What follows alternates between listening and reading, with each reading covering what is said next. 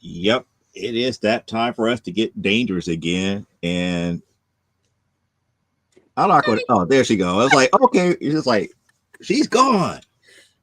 Sorry. I think my cold medication is getting the best of me today. Oh, okay. That's not a thought problem here. But I we're thought we here. were playing whack-a-mole. Oh, so it's my turn to go like, it's that Midwestern vomiting disease. It is. I am in the second throes of it. oh, no, that's not good. And so, like I was telling you earlier, we got to Trader Joe's and I started feeling sick. And we got into Trader Joe's and I realized, okay, there's no way I'm gonna make it home on my own juice. I'm gonna have to call an Uber. We got an Uber, we came home, we got everything upstairs, got settled in, and it's like I'm gonna have a ginger beer to help settle my stomach. That ginger beer went down, They and then came right back up. it was like, "Hi, it doesn't like us here. We're coming up again." So it was, and I've spent every day in various stages of consciousness. Hey, Oh, there. Oh, there we go. There we go. We got it's Evelyn. It's your girl Evelyn. There we Evelyn. go. Hello. Can I So say Evelyn or would you prefer something else?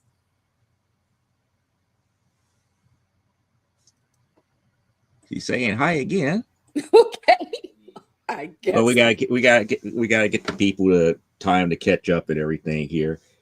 But Eve. Eve is Okay, fine. you Okay. prefer Eve. All right. She prefers Eve Eve. is fine.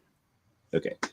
I just like to know how people like to be addressed because that's my way of saying I see you and welcome you into our room. Yep. Well, My oldest is a gamer. We do comics and some stuff because some people I follow voice for games. But we're not gamers in the classic sense. No. Are you looking for gamers? I am not as devout as I used to be because I made the transition to comic book publishing. Yeah, But I have been at several tournaments such as UFGT, Combo Breaker. I have never done an Evo as of yet. But and I know some. If you're interested in gamers, I know a few I can turn you on to.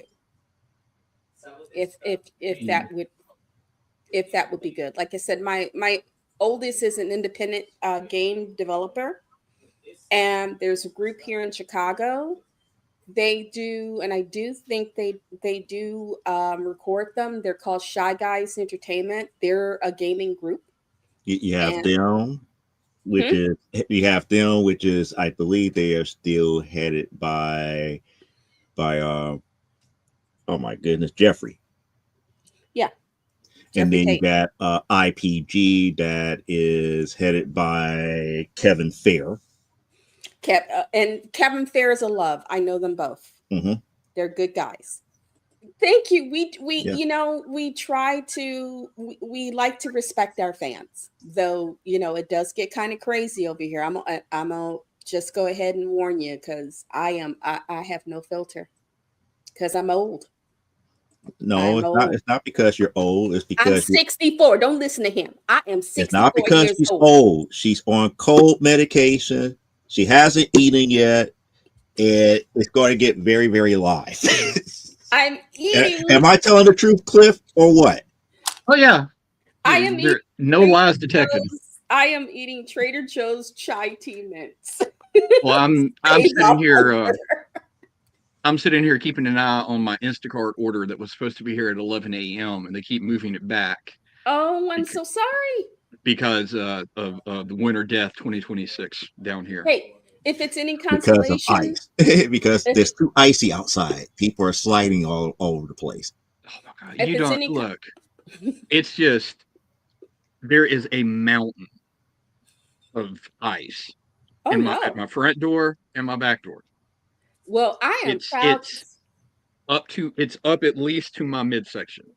I'm proud to say my sidewalk is pristine because I made that boy follow me and we shoveled that bitch. Well, I, I just I I cleaned her just up. know that y'all need to come down here then, or you need to send someone because in 12 hours, or no, I'm sorry, 24 hours, my wife is supposed to be landing from being gone for 2 weeks in Germany, And she gonna and get if she can't land, y'all gonna see me on the news. Oh my goodness. you. See, Really quick, we're hello. talking about the weather here in the United States here, and some parts of the country is very, very iced over, and other parts are full of snow. Yes, and Figure I live Motion in 11, welcome. yes. Um, Red Fury one's wild, welcome. I'm See, sorry. Usually I'm quicker with the welcomes, and usually one of the other moderators is here, but it's just us. So and I was old and I was slow. So you have to just Yeah, deal with that. and I'm definitely not a Roblox player. I'm more of a Street Fighter 6. Street Fighter, mostly fighting games, are part of the FGC. So just to let you guys know here. Eve, I'm a midway casual, midway hardcore gamer. I don't play online and I'm not competitive, but I I'm on the PS5 pretty much daily. And I don't do Roblox either because I'm old. give me a second. I'll be right back. Okay, not a problem here. So Joe, are you gonna have you gotten Alex? Or are you gonna get Alex when he comes out? Well, I think I still have the season pass. So yeah, Yeah. if because of my season pass, I get Alex. So Mm, again, yeah. Well, they bringing back Street Fighter 3 characters, which is good. He was in 4, mm, so I was happy yeah. about that. And Kenny Omega did the motion capture for 6 for him. Okay, Okay. Eve, my son Charles is on Discord. He's Lip UCD, and he has a whole crew. They're international because they also work on games for each other. Half of them are Asian, and the other half are in Europe and here in America. So it's an interesting group, guys and girls, lots of fun. And sometimes I go in there and I harass them. Hmm. So if you're interested, go ahead and check it out. But not right now because you belong to us. Yes. And Joe, I have to apologize due to the weather. I've not been out, so I have no DCKO for you this week. That's perfectly fine. I'm not trying to be angry. But I found some stuff on the shelf I can talk about if we need to fill time. But Yeah, oh yeah, we definitely I need didn't. something like that. But I also came up with another series, and the series that I pulled out for today, as far as the cartoon flashback, Mm, I just realized it does not hold up well. And then one of the characters is just too uber powerful that I just don't understand why said title character is even in there. It just should be just called Yuck. Oh, now I have to say, I did not get to see their entire run, but I liked me some Yuck. I loved me that I adored him. Yeah, when that doghouse comes up, this dude could affect just about anything just by looking at it. However, like if it's an ugly dog, it's like I thought he's supposed to scare people away. By I'm motion, not going to figure ruin motion tonight's. 11. I'm not going to ruin tonight's viewing pleasure. But something else had happened when he raised this doghouse, and he was like, "Oh, they're getting away. We have to do." It's like, no, they're like, no, you're put back on your doghouse. I mean, the cartoon does not hold up to today's standards by no means. Figure motion 11 just stepped out. Yeah, I kind of figured here. Now we have to be mindful. We're pretty much spanning the whole gambit. So if we get gamers coming in here, we get other comic book collectors, we get cartoon enthusiasts, we get a little bit of everything. So you know it may not be cup of tea each and every week, but we want to try to hit a little bit of something here. But I already ruined the the introduction here. But yeah, we're going to take a look at Mighty Man and Yuck.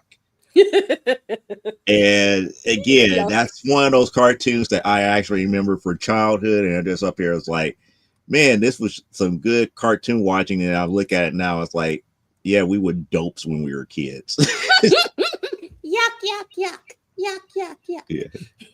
Was this Hanna-Barbera also? No, this is Ruby Spears. Okay. Ruby Spears, because it got to the point where Ruby Spears at one point was a good rival to Hanna-Barbera. Yeah, Okay. they had some interesting shows on. Yes. Now, the one that I have to get really find is Goldie Gold. Because Goldie Gold was actually a good rival for Johnny Quest. Oh, okay. But it comes off more like Heart to Heart, if you remember the live action Heart to Heart series. Oh, with the couple solving mysteries. Right. So it was Goldie Gold and Action Jack, and they were traveling the world solving all these mysteries and everything. But it comes off more like Heart to Heart, but it was a good rival to Johnny Quest. Yeah, when those two got together, it was murder. Mm-hmm. So without further ado, we go and do tonight's featured presentation here of Mighty Man and Yuck. This is episode 6 from Mighty Man and Yuck from season 1. Yay! In the sky, it's the world's smallest superhero, Mighty Man. Hi there. And the Yuck, the world's ugliest dog. Hiya, folks.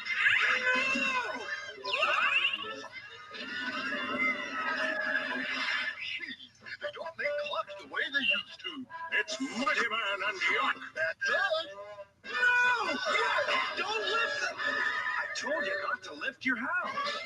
We now continue with Mighty Man and Yuck.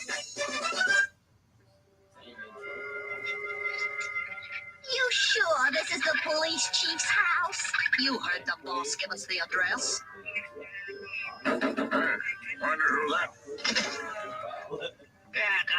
Goo, goo, goo. What?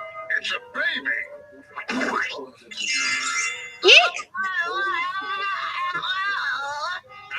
Baby Hitman. Baby man, the city council president was our first victim, and the chief is our second. Right. And before we're through, every top official will be a drooling infant.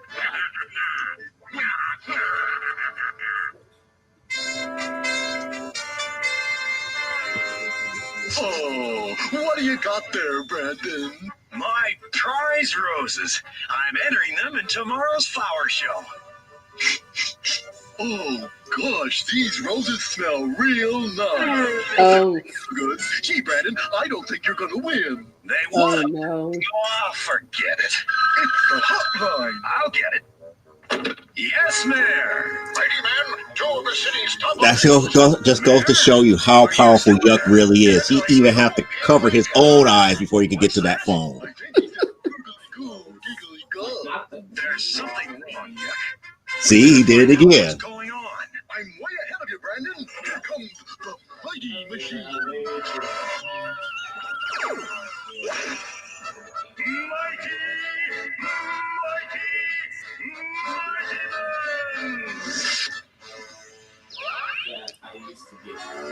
Ooh, shades of Batman and Robin.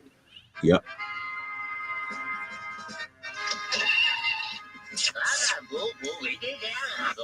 The mayor? He's acting like a baby. And he eats like one, too. Smithy. Yeah, and where did he get that candy apple? Now, Maresy, give Uncle Yucky the apple. Look, I swear, Mighty Man reminds me of Robert Reed in the early days of the Brady Bunch. That's what it was either that or the guy, Celebrity Match Game. What do you mean? Only Mighty Man can ruin our plan, Shave, and we'll soon be rid of that turkey. Boss, they're here. Okay, now you know what to do. Let's go. Nothing seems Wow. to be around here, M.M. I'm not so sure, Yuck. Something's fishy about this place. Yeah, I know what you mean. I smell it too. Catfish. That's my doggy. He smells fish. Well, I smell danger. Okay, Yuck. Let's search Same the thing. Meet you back here in an hour.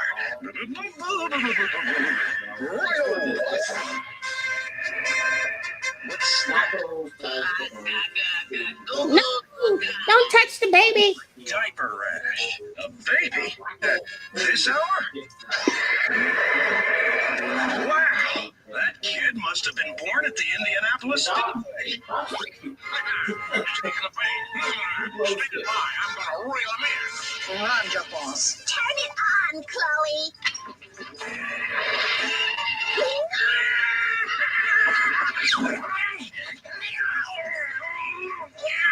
Gotcha, mighty man. Baby man. I should have known. That's right, mighty man. I've got a bottle especially for you.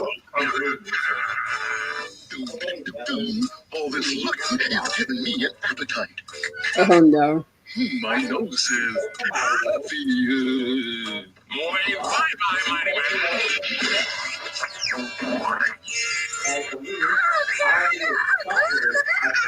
Good old Yuck. You came just in time. Grab her, Chloe, and let's get out of here. Yuck, get me unstuck. With pleasure.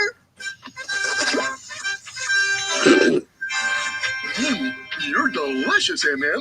Not now. We've got criminals to catch. Hold on to your house, Yuck. I'm putting it in high gear. It's that happy. It's stuck to my throat. Cover up or we're goners!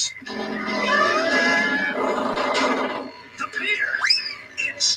He's destroyed the whole pier just because his house is off his head. A whole pier. How powerful is this dog? How? That's some serious ugly. That's some serious ugly. We'll get him. Yeah. Now we'll use that weird dog of his to do it, see? Give Daphne the antidote and let's get moving. What happened? Never mind. We've got work to do. Okay, I'm sorry. This whole thing with the baby man is just weird as hell. It is. It is. And this is common for Ruby Spears type adventure shows. It's weird and it doesn't hold up very well. No, but this is what they were giving kids back. What, this was the late 70s, early 80s or something? Early 80s. This is what they were giving kids because people were saying, well, Rocky and Bullwinkle and the Stooges and all of that stuff was too violent or I remember this as a kid. I saw reruns of it, except I don't remember him being tiny. I just thought the dog was giant. But now that I'm older, I'm like, yeah, they're chasing this dude down for being into baby play. This is weird. I'm on my way. Hey, I don't even know where I'm going. Hey,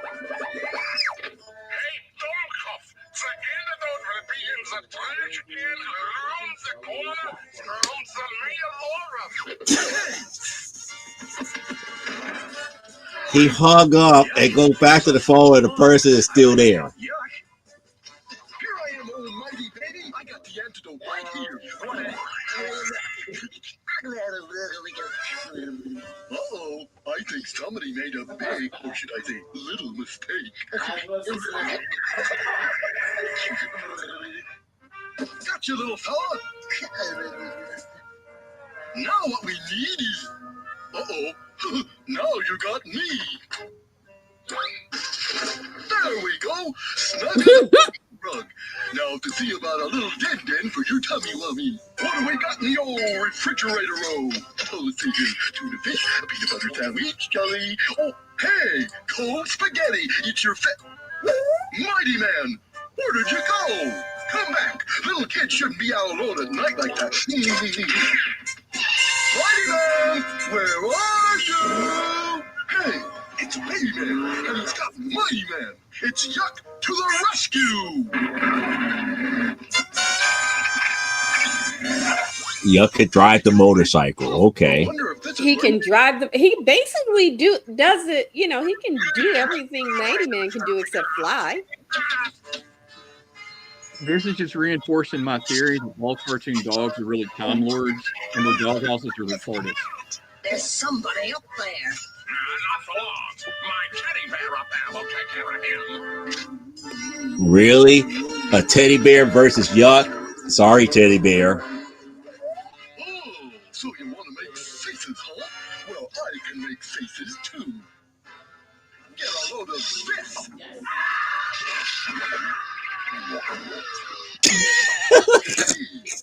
I really didn't think I could make an uglier face than his. There, now I can give him a good look. Okay, first thing to do is make a list of the places we're going to loot, see? Then we're going to finish babyizing the officials. Yeah. Now all I gotta do is... He's free, Mighty Man. Grab him! Don't let him get away! Yeah, because catching babies that even can't fly is so easy. Listen, Yuck, something's making me dizzy. Mighty Man? Let's get out of here. Thanks for the antidote, my canine pal. Now let's get Baby Man and his nannies. Right, Mighty Master. I'll take care of that trouble. You won't take care of nobody, Yuck. Because from now on, see, you're going to be a... Okay, we're about to show you how powerful his health is. He is. He stopped the squirting of the milk or whatever that formula was. It circles around after seeing it. Against the baby man. That away, Mighty Man. We got them all now. Well, baby man got to be an actual baby. Yep. Well, Mighty Man, the city officials are back to normal and on their jobs again. And Baby Man has the right babysitter, the city jailer.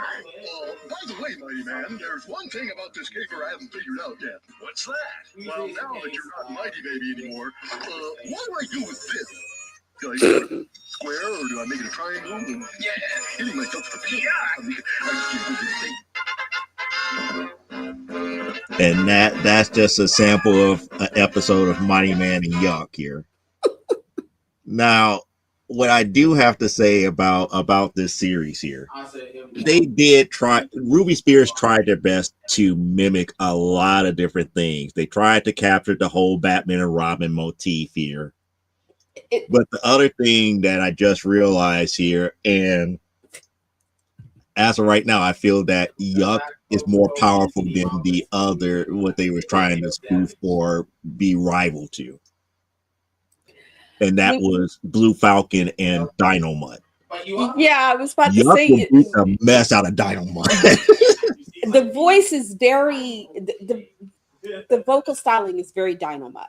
Mm-hmm. So you know that was the first thing I got, but it was like, yeah, a baby fetishist. That you know that it is. It's like, okay, y'all just was putting also of all the stuff that they were screaming about what had up until then passed for kids television. Mm-hmm. They were putting baby fetishes on the screen, thinking this is proper, you know. We're going to turn the mayor. We're going to turn the mayor and all these important figures into babies again. They're going to go goo goo gaga. You know, because this guy's the baby fetishist. And his hitch women. He had hitch women who were nannies. Yeah, who were nannies. And it's like, oh, the sexual connotations of this. They don't have to be hench women. They can make good money doing that nowadays. True. But I'm thinking, you know, growing up, having watched what at that time was considered subversive humor that was not fit for children, Hoppity Hooper, Rocky and Bullwinkle, all of that, you know, the old Bugs Bunny stuff. they felt a lot of it was, the sexual connotations and stuff, and the sly, social political commentary is just, it's above the kids' heads and it's not safe and it might give them ideas. And I'm thinking, a criminal baby fetishist, yeah, that's fine. That's I always think of it as like I saw more people in drag watching Looney Tunes than I did anything else in my life. And the only thing that made me really question anything was growing up in the 80s and the hair bands. And I still don't know how we didn't all turn out in love with the hair metal dudes back then. Oh my goodness, those hair bands and the and they, when they started, they had to go to black hairstylists because they had to get white stylists had to go and learn how to do that sewing in the hair extensions, because they didn't, that wasn't their thing. And these metal bands used to have to, I used to read, there used to be several rock magazines, but one of them, I think Cream or another one, they would show ads in the back for, hair, where to get your hair extensions for hair bands, different, if you were doing a heavy metal hair band or something, this is where, the different hair salons would put their ads up in LA and stuff, saying, "Oh, we do the best extensions, and we were trained by black folks how to do these extensions." So, because sometimes the stuff that they put in your hair to do the extensions with, if they did them incorrectly, it would make your hair fall out. I see women today with head, hairlines that go like halfway back on their foreheads, and it's like, oh, somebody got the wrong hair extensions when they were younger, baby, because the hair ain't whatever they were using in the extensions to sew it, depending on what they used, your hair would fall out and would not grow back. Yeah, one of my best friends he's older than me, but he's still into the metal and the hair bands and I call it the Kill the Puppy music. He will flat out tell you that in the 80s he was in love with Poison, because he up until he got MTV, he was convinced Bret Michaels was a chick. I'm sorry. Poison is. I've seen their videos. I watched MTV in the early days. Thank you, Michael Nesmith, wherever you are. So, it's like, okay, well, that explains why I guess enough folks did where he had to start stuffing his pants or something. Because folks were like, that's a chick with a great voice. Like, no. Yeah. I was like, how can a chick have a baritone voice? Huh? Okay, before you say that, League of Legends, the last League of Legends game that came out, they have bands that do their songs for the soundtrack. One of the songs, "Heavy Is the Crown," is done by Linkin Park. The singer who does that song is a woman, and she hits them growly loud note. Oh my goodness, when she has to hold that note for 45 seconds when she's doing Heavy Is the Crown, chills, baby. So they're out there. I will now you're making me think about the I wouldn't say is hair band, but it's definitely metal. I forgot the lady's name. If you hear her belt out these tones, you would swear that it was a guy. There are a lot of them. If you've never heard, I'm sure most people now have heard of the band, but Lizzie Hale from the band Hailstorm. That's one of them. Yep. Yeah. That right there. There is nothing better than a chick who can hit stuff like that. You're just like, I'm in love with you. No offense to Brett Michael. No offense. He's a beautiful man, but I do love how in the Mighty Man cartoon, again, one of those things I didn't notice when I was younger. A lot of these cartoons sidestep the diversity issue by making every character of questionable ethnicity. Yeah, Like, everybody would. They looked like they either look. Back in the 80s, you had a lot of characters who were either pseudo Asian, pseudo Hispanic, or pseudo African American, mhm, and occasionally, um, you would get shows like Captain Planet, where the kids were each from a different nation. So you had an Asian girl, a Hispanic kid, you had an African Yeah, kid. we got into the 90s there. yeah, That's a nice. Sorry, but you did have shows that had some representation, but yeah, they did have those sort of generic pseudo mhm, people, and it was their way of being like, well, it's more. We don't want to offend the white folks, but we know they're not the only ones watching this stuff. Yep, there's mhm. Don Hey, Don, the dealer, well, Don the hunter. the He didn't. hunter, the What's up? comic hunter. Yes, What's up? he didn't say dealer. It said hunter.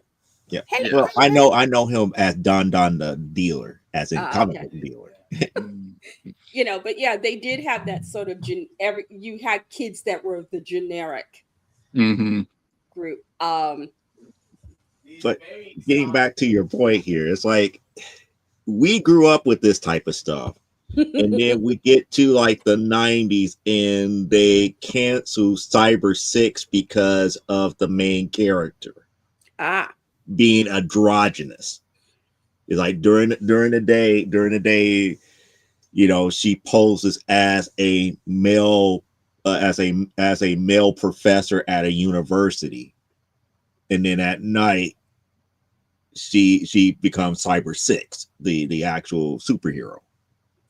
And parents wrote all of this gaming stuff about how they hated the fact that they went with androgyny, but yet we had this back in the 80s and nobody raised a fuss about baby fetish. That's not no big deal. and in the 80s, androgyny was the thing. If you did a movie where this or that girl or that guy got a glow up, it was androgynous because there was a specific haircut that was blown back Mhm. to various degrees depending on the length and amount of hair. It was a specific, you saw the same version of the same haircuts and stuff. A lot of the clothes were very androgynous. Some of them, if you could get somebody, male or female, skinny enough, you would dress them in a way where you really couldn't tell. Yeah, David Bowie did it in 1972. love me some Bowie. Turn and Face the Strange. That was my theme song. When that song came out, people just hated me because, little Black Arrow walking down the street. Turn and face the strange. It's like, I'm sorry. I'm weird. I know. The thing I always loved about David Bowie is that was an example of someone who was so completely comfortable in who his image was. He gave 0 F's, Yeah. and all you could always tell by his pants. Hey, Leah. Yes. That, It's like I went out with Cupcake, who happens to be a canine, Beanie, and Fran. And Cupcake was like snowdrifts. I was about to say, y'all still have snow in New York, or did the rats get rid of it all? I was about to say, did Pizza Rat have Domino's deliver this time around? He's not going out to get buy him a slice. He had it delivered by Domino's. well, my Instacart just got moved to 10:15. Oh. How did it go? Okay. Wait, at first it was it 11? It was supposed to be between delivered 11 at a.m. 11 a.m. and 1 p.m. and then it got moved to 2:15, 4:15, 6 o'clock, 8:30, and now it's at 10:15. Oh, I'm not getting that. I'm not getting that tonight. I I have Amazon deliveries that'll do that. They last one before the last one I got, they said, "Oh, it's going to deliver to you Sunday," and I'm like, "No, because my local post office is not open on Sundays, and not at that time of night. During the holiday, they'll be open till about 3 o'clock, and then they are done." And they were like, no, girl, you're getting your package. And they came and said, we delivered the package. It wasn't here. The guy came the next day from my post office and delivered. He says, I don't know what happened. This was given to me today. And it's like, got it. Yeah. It's been in the 20s. I'll just eat one of the kids. It'll be fine. Don't you dare touch one of them babies. I will walk down there and throttle you. Look, Miss Elaine, this is my situation right now. Aside from having no food, my wife has been gone for 2 weeks. And to punish me for her being gone for 2 weeks, she scheduled a sleepover with 2 other little girls to come over to this house to hang out with my daughters the day the snowstorm started. Oh, crap. So they ate all the food. They ate all the food, and they were here until Tuesday morning when they were supposed to leave Saturday morning. But they didn't have you dug out by then. Little girls get really hungry when they can't go outside and scream.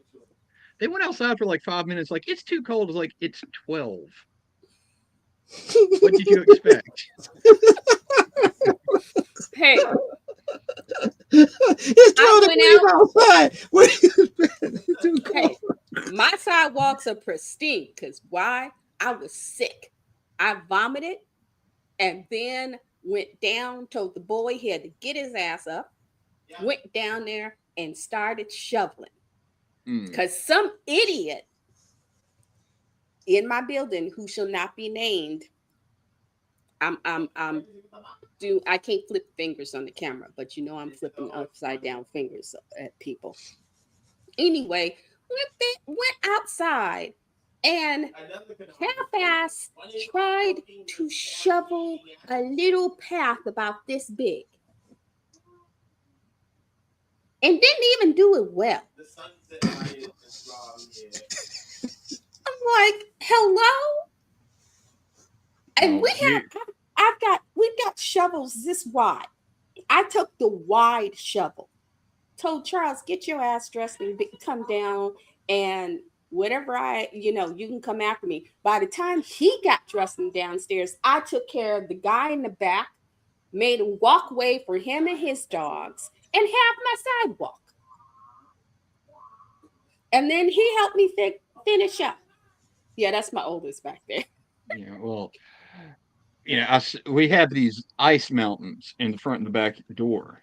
And the girls decided they were going to brave it and go play for a few minutes. And then they realized, oh, we can climb up the mountain and slide down into the yard. I'm like, oh, God. And it started off okay because, all right, they're sliding down into the yard and they're already complaining about being cold. So this will only last like 5 minutes. My youngest, my special little demon. She's not a demon. She is a sensitive, heartfelt creature. She decided, I'm going to belly flop and slide. No! Ouch! Pow! But not into the yard. I'm going to belly flop and slide from the mountain into the house. It's like, hey, open up the door. Here I come. Pow! It took 45 minutes to be able to shut the door again because of the ice displacement. Okay.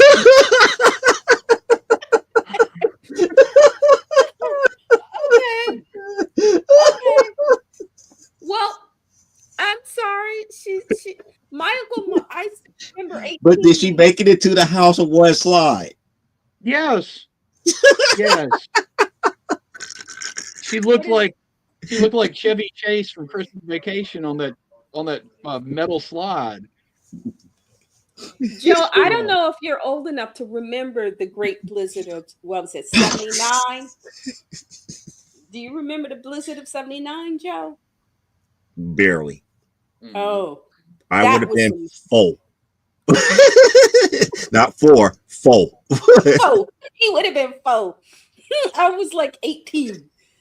You Mhm. know, I still remember talking to my grandmother and hearing her laughing and go, "What's going on?" And she's like, "Yeah, Mario's just climbing to the, he's climbing up to the roof and jumping off the roof into big old piles of snow." You know, because every once in a while you would hear from she was in a room and we hear giraffe.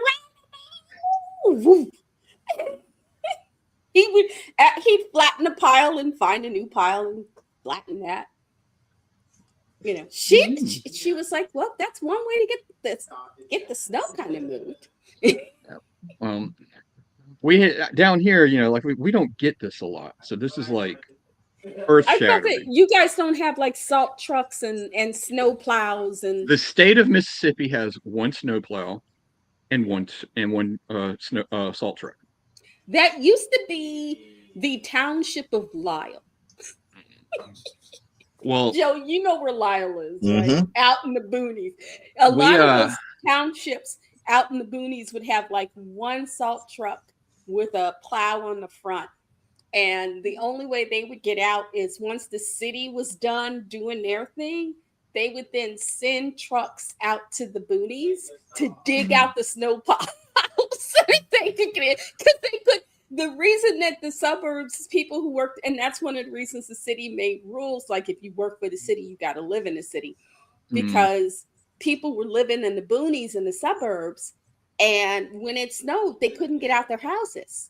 And they couldn't get out their houses because the salt trucks and snow plows could not get out of the garages. So the city of Chicago would have to go dig these guys out so that then they could go dig out the boonies. Well, down here, we had in 1994 we had our big ice storm that we literally got 2 feet of ice on stuff. So that's the measuring point for most people down here that are old enough to remember it. And even to the point that the television news networks, the local news stations down here, when they're talking about the severity of the storm, because we're Southern and we're idiots, they measure it by put salt on your driveway. You need at least 2 gallons of milk from the grocery store. You need a loaf of bread. Ice storm 94. That's our severity level. Oh, I'm like, oh, great. So, Oh, but yeah. we luckily right here where I live, we missed the worst of it. About 10 miles south of me, I have friends who have no water and no power still, Wow. and some of them, because they're on a septic tank system, can't flush their toilets. Oh my goodness, because they're frozen. They're frozen solid. Ooh. They can't. So it's been since Saturday they haven't been able to flush. It's both cold and stinky. I'm like, Well, so I don't. We came off luckier. If they can heat up water and get it really good and hot, and that should help at least start moving stuff down so that it's at least not right up in the room, Well, I'm just glad I kept power, because if I had no power and 4 little girls here at the house with me, man. You'd have been okay. They'd have went out. Them little girls would have went out. They'd have hunted. You'd have woke up. They'd have brought back. They'd have went out, found something or somebody, hunted them down, killed and skinned them, and you'd have woke up to the sound. You'd woke up to the scent of cooking meat. When you said, "Where'd you get this meat?" Let me poke pins in that theory of yours. Here, okay. Can I say my theory here first before you get it? Because she's being overly positive. I'm more like, okay, let me be the realist here. If there was no power and you had to deal with those 4 little girls here, I'll be looking for Robert Stack and Unsolved Mystery. Because I was like, where's Cliff? Cliff has disappeared. Oh, no. It's not because the girls did something to him. It was more along the lines the girls did something. He tried to fix it, and then poof, he's gone. And whatever they did was so catastrophic that he couldn't handle it, or it literally destroyed him. They'd have gone Yellow Jackets on you. Because I don't know if you could outrun them.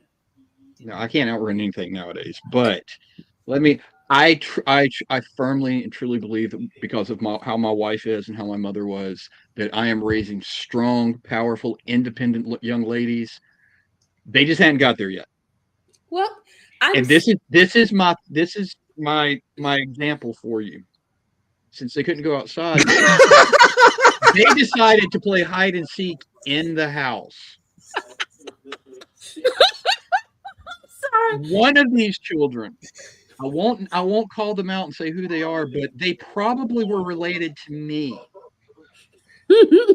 Kid in the upstairs shower. Oh no. And realized she had to go. Oh no. But she did not want to lose the game. Oh no. So she was not going to out herself by getting out of the shower. So logic would tell you, drop trowel and use the shower. No. She just went on herself because, damn it, I am not losing hide and seek. She should have at least dropped trowel. And when they left and she was safe to come out, her first instinct was, they're going to find me, but I need to clean this up. She just changed her pants and left her underwear on. So she was findable. Oh, no. And when all of this was revealed to me, and I said, go take a shower now, I was met with anger and criticism of why would I need to do that? That's a tomboy for you. That's a tomboy for you. That's a tomboy for you. It's like, that's my life. It's like, as a guy, would you take a shower after all that? That's a tomboy for you. I will contact the Girl Scouts of the USA. I used to be a Girl Scout, and see if I can get one of the old Girl Scout manuals that show things like how to build the fire, how to make an ice igloo. And I mean, because the Boy Scouts and Girl Scouts, especially when they were first formed, remember, they were formed around World War II. Their whole point was was to act as an ad hoc survival team. So they learned how to do things like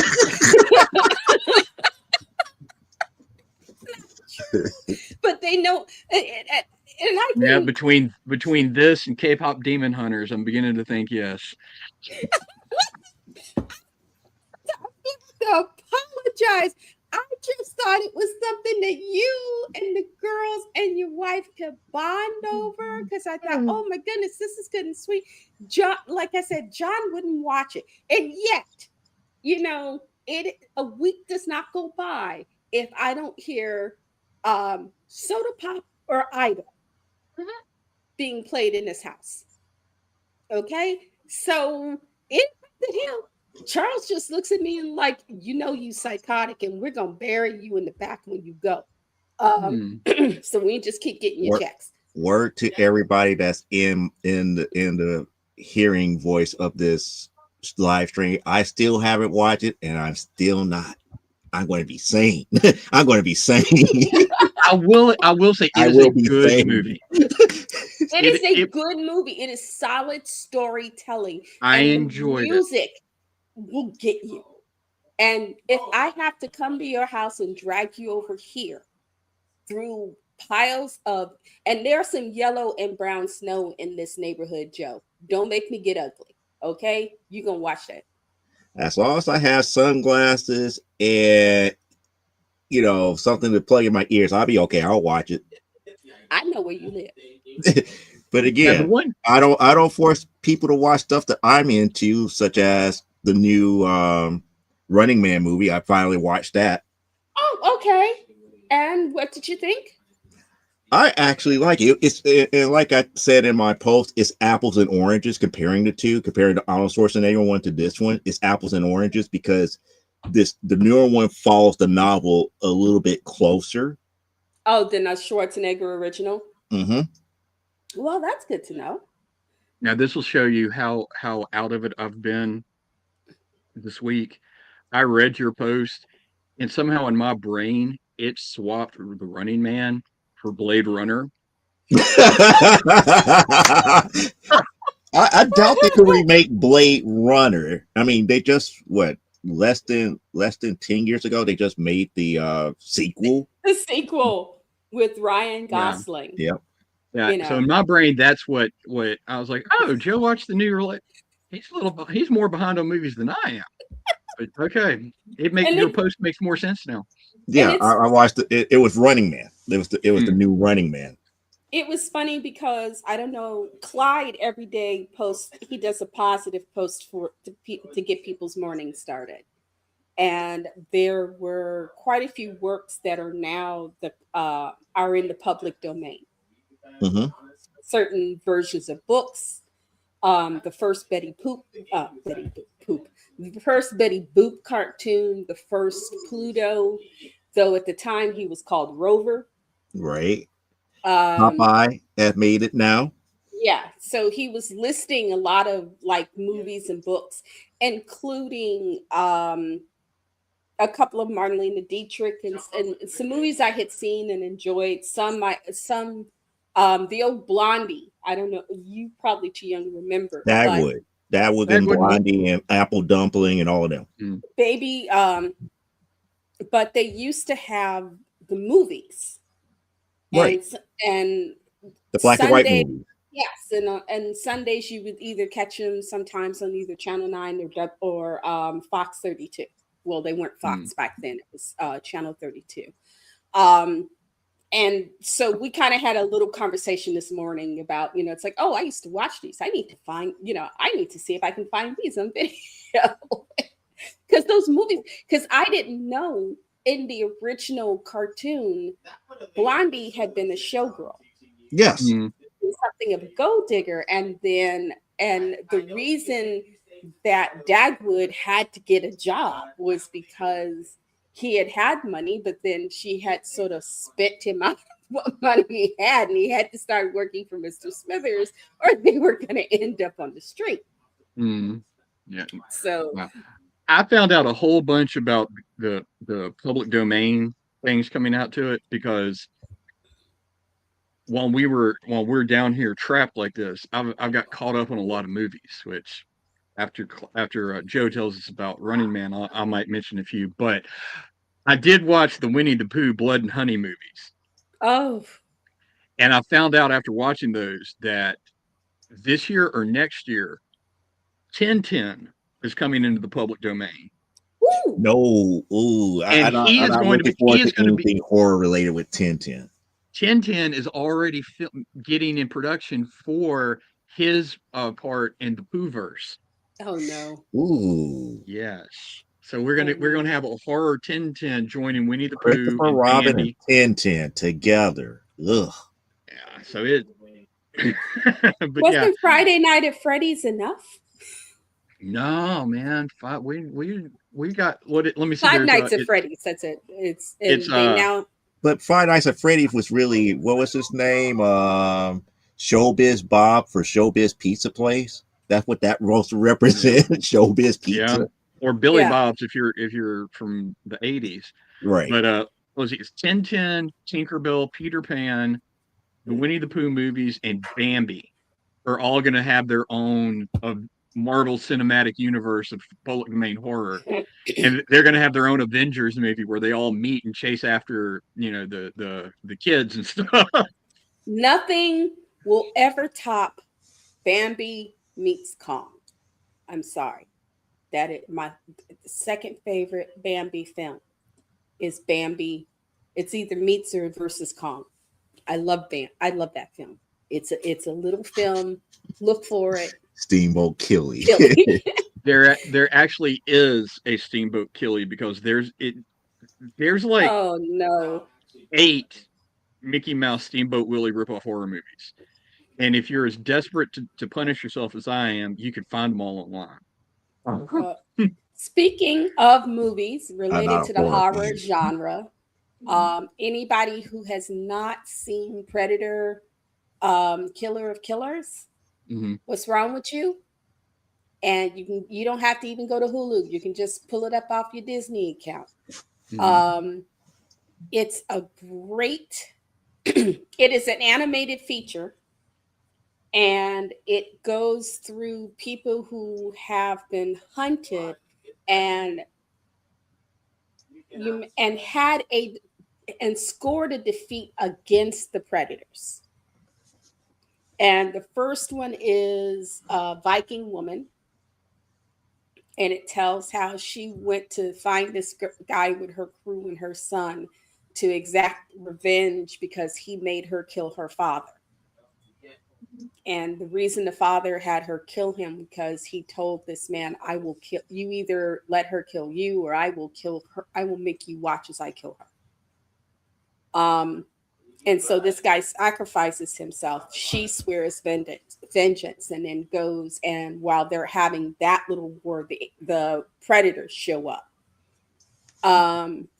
And you learn after her fight, because they ended at the point at which these people triumph over the predator that's hunting them. And you find out that the predators caught them and have put them into stasis. So we have a female Viking warrior. We have a Japanese samurai, and we have a young American guy from World War II who wants to be a pilot. Mm. And the three of them end up being woke up, and they're supposed to have this sort of fight of. They're supposed to square off, and then the winner gets to take on the big bad predator. Mm. As part of a gladiatorial event. It's really good. It's a lot of fun. Now, And spoilers. Did you notice the cameos in the show? at the end, Mhm. because they threw a few things in there that ties Mhm. this animated feature into the franchise. Mhm. And yes, I had Mhm. seen Prey, loved Mhm. it, made Courtney watch it with me. No. And loved it. And I don't want to give things away because I don't know who's out there who hasn't Mhm. seen it. And some people like spoilers, and some people get really upset if you spoil something. Mhm. So I'm Yes. trying not to do that. But yeah, they made this so that it ties in to the franchise. Now, With I didn't look closely at it, but I did see somewhere online where they said if you're eagle-eyed, know what you're looking at. There's some of the characters from the comics are in the back in there too, but I didn't I read a haven't gone. lot of the Predator I haven't looked. comics. I've read Mhm. the comics that I read were Aliens versus Predator. Mhm. And I was reading more on the Aliens versus Predator comics, especially the first one that had the Japanese female protagonist. And then I read mostly a lot of the Aliens comics. A lot of the books I Mhm. have are the Aliens titles. I didn't get as many of the just Mhm. straight out Predator Right. title. But there are things from the movie um, that are put in there. There are Easter eggs from the movie that Mhm. are put in there that you go, oh wait, that happened in this. I saw that. It was in, So they do tie a lot of. They did put a lot of work into tying how this falls into the Predators universe, which I thought was really good. I thought Mhm. that was really great because they could have it would have been just as good without, but I thought it just gave that extra depth, Mhm. especially to those of us who know the movies. It's like, okay, so that adds that extra depth to it and now connects this. This isn't, it can be, you can watch it as a standalone if you've only watched the first one and don't really care, but you're curious about the animated. Yes, you can watch it as just a standalone. Those of us hardcore idiots are the ones looking and go, oh my God, did you see that? You ain't Yeah. got to do that. Though Danny Glover might have respect for you if you did. Mhm. And that's just my say on it. Yes. I think that was the quickest review I've ever done. Yep, that's one of the quickest one. But because of your review, now I'm up here quite, if I could say, in turmoil because of the whole spoiler thing. Because I can't even do a compare and contrast without spoiling certain things because it was considered two different movies. But what I can say so far about the newer Running Man is like they couldn't do this new Running Man back in the 1980s, and they can't do the 1980s one today. Yeah. No. And people up here thinking that it's like, oh, the 1980s one was more bloody. I was like, Oh, from what I've no, heard. no. The best way I could put it is the 1980 version. If I could put it to you in terms of other shows that it would be akin to, 1980 version would be more like American Gladiators, while Yeah. this one is more like what we have as reality show as of right now, because American Gladiators, you know, one big set, this, down, the other, you play within this construct.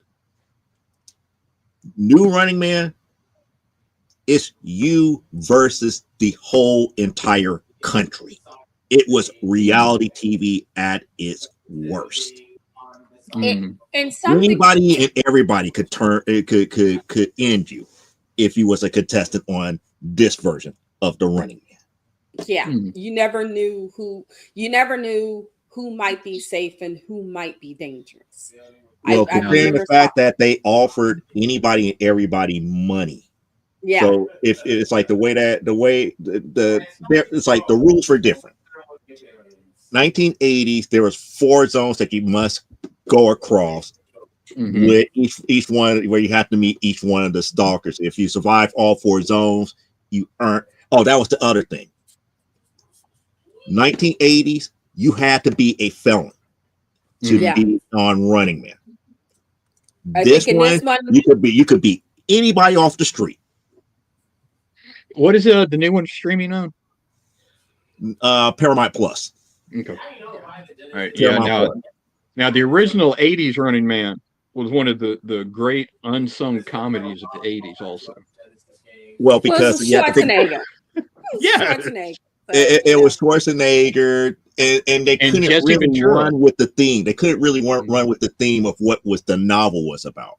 yeah. Mhm. Because the Ben Richards that Arnold Schwarzenegger played really was a military hero, but because he disobeyed an unlawful order, they made him a villain, or at least Mhm. the government tried to make him a villain and force him on to Running Man to kill him. Yeah. Mhm. It was if I remember correctly, this was all like an attempt to publicly assassinate him Mhm. or execute him while kind of wiping their hands clean of it. Well, Mhm. if Well, one of so like these wiping other their hands clean while hiding the evidence about what actually happened in that operation. yeah, but by saying, well, it's not us that's killed him. Right. You know, he was found guilty in a court martial, and And he subjected. ran from the court martial. He escaped. This, that, the other. We caught him. Mhm. Now we're And about to execute him. and if he dies, well, we didn't do it. Mhm. It just he couldn't he just couldn't measure up to survive this. So it was a way of them wiping their hands clean of it. And Mhm. I know Schwarzenegger at the time, I think there were, because he was also thinking about his image and what he felt was acceptable and That's the whatnot. reason why he could never play Ben Richards from the novel, Yeah. Mhm. because Ben Richards from the novel was a everyday guy like you and me and Cliff and anybody else. But it was also more complex in the novel. He Mhm. wanted something that was he actually wanted something that was more simple as opposed Mhm. to No, the long. he represented something more simple. Yeah, but I'm Mhm. saying he was representing something more simple, and therefore he wanted the story to be a bit more simplified Mhm. to meet what he wanted to do. He wanted that narrative. He wanted the narrative to fit a specific. And back then in the 80s, as throughout history, there are a lot of books and stuff that have been to make film versions of them were written and rewritten to fit. I didn't know for the longest time that, and I should have, because they were contemporaries, Tolkien and Disney. Tolkien was not fond of Disney. He was not fond of Disney. He felt Disney took a lot of those old dark stories and sanitized them. Which again, he was kind of correct on that. And he felt that was like selling out. They made them they simplified them, sanitized them, and he was saying part of the reason for those stories being told the way they had been told for centuries was that to show that life is complex, that things are not always black and white, that the danger, you have to be wary of certain things, that, dangers are dangers and they are not to be played with, because he just felt, and it was interesting because he had seen Snow White, not at Disney's behest, but he had gone to a screening of it. And I guess Disney found out that he'd gone and was asking him, well, what did you think? And Tolkien being Tolkien, very choice, but very final. There was no room to wiggle in. He said it very poetically, but basically it came down to, this sucked. And he had his reasons, and it's like, well, these stories were told this particular way, and it's interesting. It's about that time when you think about the old stories. It's about that time when Disney started Disneyfying, as Tolkien put it. When you Disneyfy these stories, you take out what gives them teeth, what gives them weight. And what you're left with is, there's this beautiful visual stuff, but a lot of the darker meaning and weight is just lost. And so he wasn't happy. It's like, I would have loved to have been a fly in the wall while they were having that conversation. Now, talking about the differences between the Running Man movies, it's really just how strange everything works out in this universe.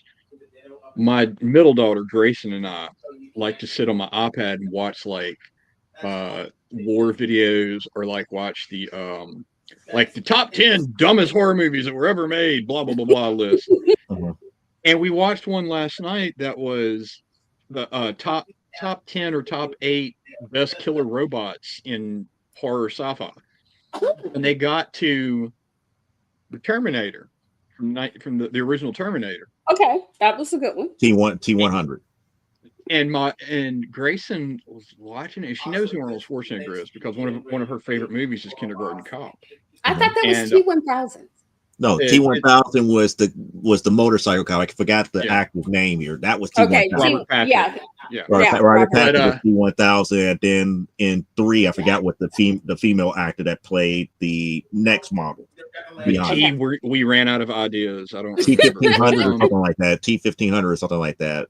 But they were showing clips of Arnold from back then, and in the movie when he showed up and he was naked and he was just swole and all this, and she goes, "Daddy, he's not real, is he? Like, he's not like a real human." I was like, "Yes, baby, he is." Like, how does he look like that? And because she's seen pictures of him recently, and he's still he's still pretty fit for a dude his age. He still keeps it tight. And I told her, I said, "Baby, there's this thing called anabolic steroids." And she goes, Arnold Schwarzenegger took steroids? I thought only Yeah. crazy people did that. Like, oh no. Like, oh no, it was So maybe in you the have never watched Pumping Iron. maybe in the 70s and 80s, everybody took steroids. Yeah. No. That was pretty, But yeah, I shattered her little dream the same way Hulk Hogan shattered so many kids' dreams in the 90s on Arsenio Hall. But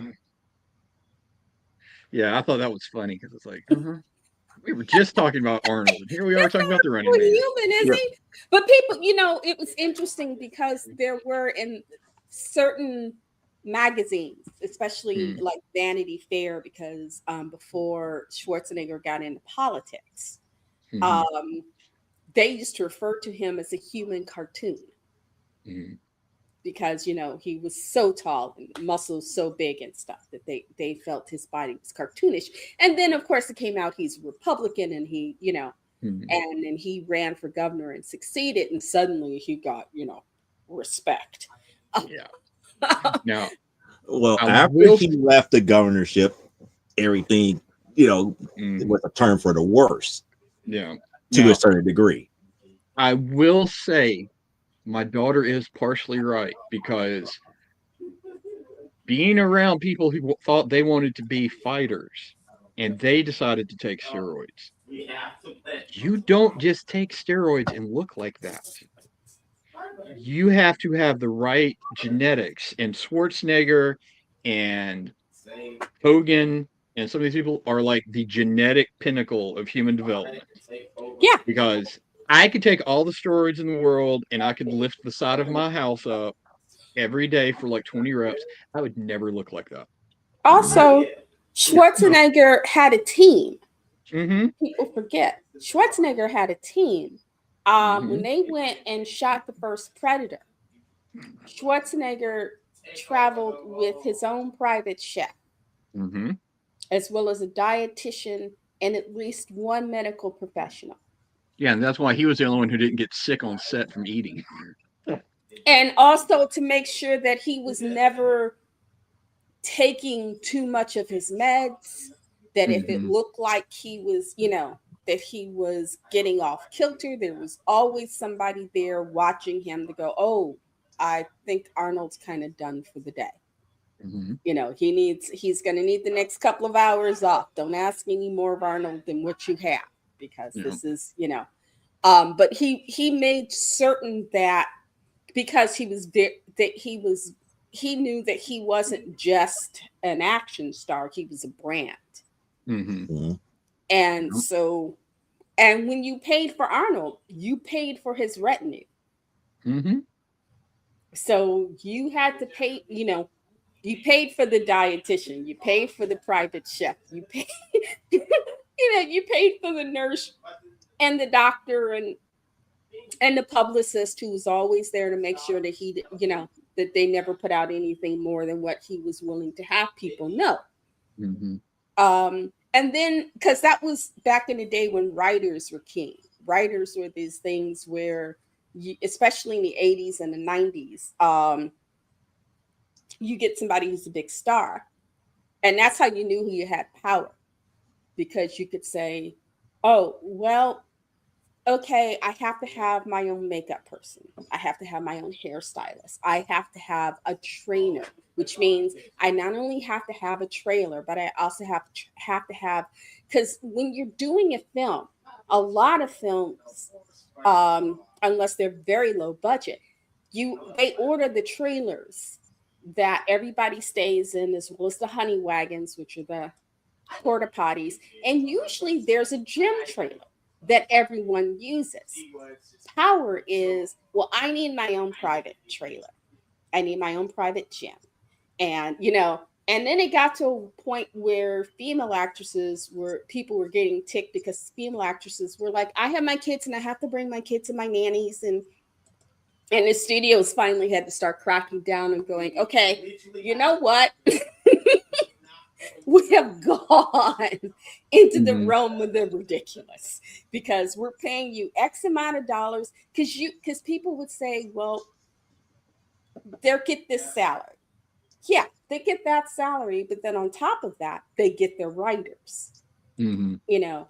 And so you would say if you have to go, say, outside of a city, state, country, whatever to shoot, everybody gets per diem. And in fact, there's a joke. There's a classic in if the first Lord of the Rings, they were going to celebrate Elijah's birthday, and I think it was either Billy or Don that say, "Oh, Elijah says we're all going to the bar. He's buying drinks are on him," and Elijah went, "There goes my per diem." Because the entire crew as well as the cast went, "Yeah." And he knew whatever per diem he had was like, and I think Elijah's per diem was about 300 a day. Depending on where you are, how you stack up in a film, they set your per diem. And that's above what you get to eat on set. And you get that per diem per day, whether you're on camera or off. It's just an extra bit of money that they throw in, especially when you're off camera. You're not on camera, and you've got to get yourself around, unless, of course, you're Liv Tyler, and then you grab. Who did she grab? She grabbed the little she grabbed the little elf dude and said, "You have to drive me everywhere I want to go." So she made Orlando Bloom be her chauffeur. So she wouldn't have to drive. But you sometimes, especially if you're in, depending on where you are, it can be expensive to be out.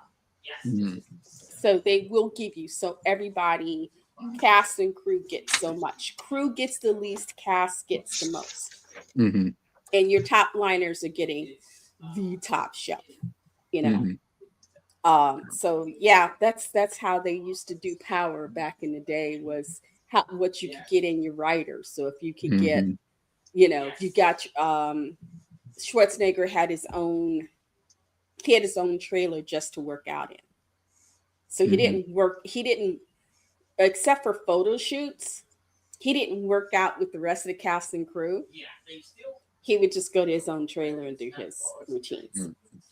Well, the urban myth is it was because the one on set didn't have enough weight for him. No.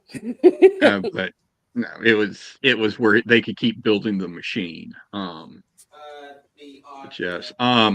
The premier maker of those wagons, Star Wagons, was Lyle Wagner, who used to be the hot guy on the Carol Burnett show. Oh. As his career started to peter out. Steve Trevor on Wonder Woman. For those who don't know Carol Burnett. Sorry. I didn't realize it was the same person. Same person. Yep, same person.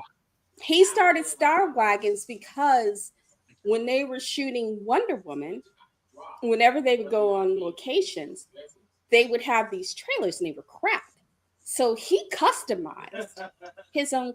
He bought a trailer and just customized it, and then he would go where he would take that trailer wherever they went. He goes, "Oh no, just give me a place to park it." And other people would go, "Oh, that thing is amazing." You go, "Oh, you want to see what's inside?" And they go, "Woo!" And Linda Carter was, I think, one of his first customers, because she was like, "Well, how come if I'm the star, how come he gets?" And they were like, "Well, he built it himself." And I think she was one of his first, and then his reputation just grew. And in the 90s, Star Wagons was the premier trailer producer for Hollywood. And if you had a Hollywood production and they could fly it over, they would send over a Star Wagon. And they were set up so that if you needed a trailer to work out in, they would customize those trailers. So when they say, "Oh, it's no," I know the Star Wagons team. They could have easily have done it. Because we've talked about certain things. It's like, "Oh yeah, we do this and this and this and this," You know, so it whatever they have customized, they customized trailers where they had actors who come in and go, I need a, you know, I need a changing. I need to have a place where I can lay down and sleep. And then I also want a small kitchen. I need a little living room area. And I also have a place, I also need a bathroom and a place where I can change the baby. And they were like, okay, how soon do you need it? And, and I want it pink. What shade of pink? Oh. Oh yeah, well, I've been trapped here at the house. I got caught up on some movies.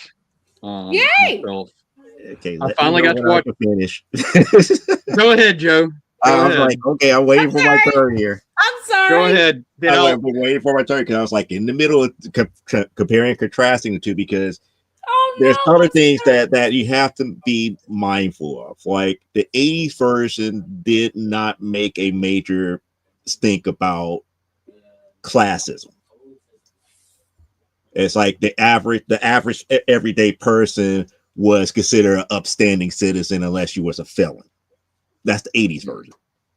In this one, they made certain that you understood that there was distinct class system. There was the executive class, which pretty much you was on the upper scale of everything. You had a decent wage and everything else, and then it was everybody else that they considered pretty much like scum of the earth.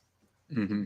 And the U.S. was kind of separated like that because the way that the government worked is that this one corporation called the network, which pretty much the network was the people who covers all television. Mm-hmm. So they had full grasp and control over the U.S. government. So this is one of the reasons why there were just certain things that was never ever broadcast. Certain news would never travel in this, that, and the other, and they really formed people's opinion. Hence, why all of a sudden we got during the Running Man during the time of the setting of the Running Man, the reason why they had so many game shows that would hurt maim and damage the average contestant, because usually they were up here looking at, well, if he was of good standing and of value, you wouldn't have to go on these type of shows. Mm. So they always painted those of the lower class as less than zero. That's the reason why they couldn't do the 80s version today, because the 80s version would have been like, why are you exploiting criminals like that? And you couldn't do what they did today in the 1980s, because why are you exploiting those who are poor? Mm-hmm. It's like it's night and day difference. I like the fact that Ben Richards is an everyman. Mm-hmm. And they cover a lot more of his backstory and why he actually didn't want to try out for the Running Man. That's something that I have to go back to the book to actually reread again, because technically he did not try out for the Running Man. The network forced him into it. So in this movie he goes, it's like, okay, I'm going to try out for a game show. I need to get X, Y, and Z money to help my kid. My kid is sick. We need to get her to a doctor. Even if I get, I think it was like an equivalent of like, somewhere about, $1,000. My kid could go see a doctor. We will be okay. So against his wife's wishes, he goes and try out. Now this is the thing that made me go from like, oh, this is going to be a far cry from 1980s, is when he went to go try out. He gets to like this gated area, and it was up here like, state your business. And it's like, I'm here to go try out for a game show, and it's like, okay, go directly to your location, no loitering, or else we will arrest you. And they open up the gate, and it was like, this is an upscale city. Why would they have this stuff cordoned off like that? And then that's when you get kind of like the feel of what this universe is really, really about here.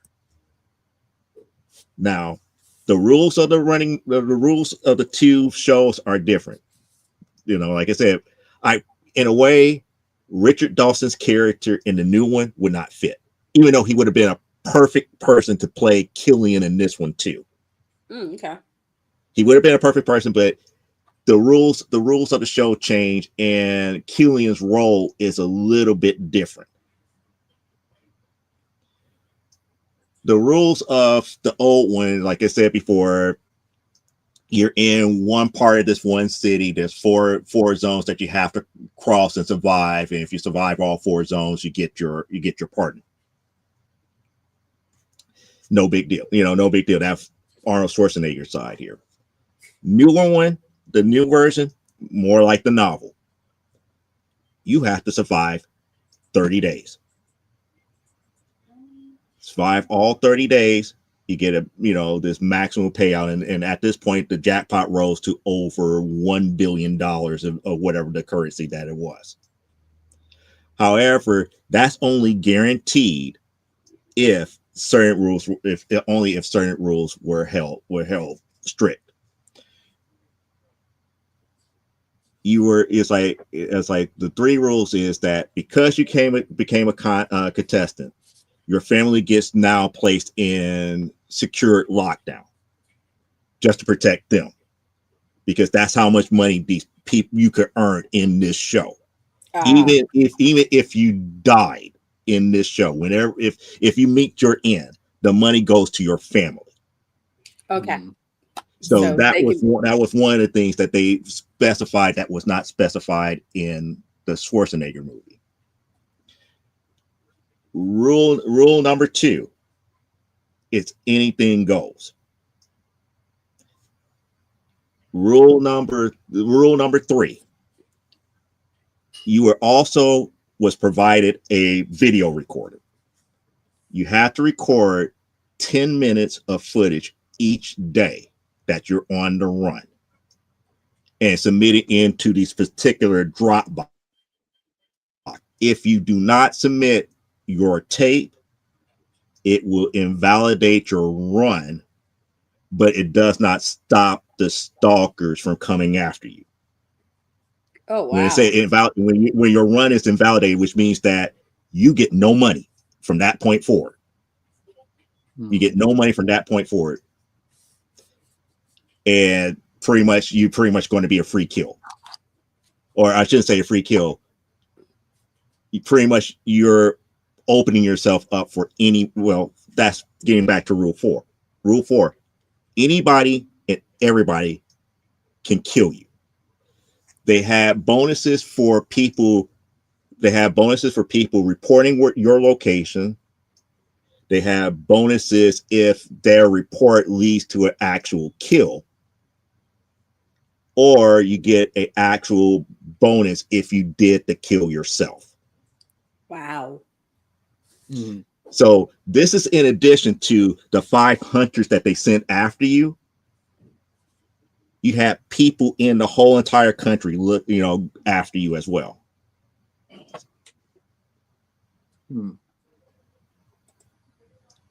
Diana missing the target. Yep. So did they at least have the stalkers like the ones from the 80s?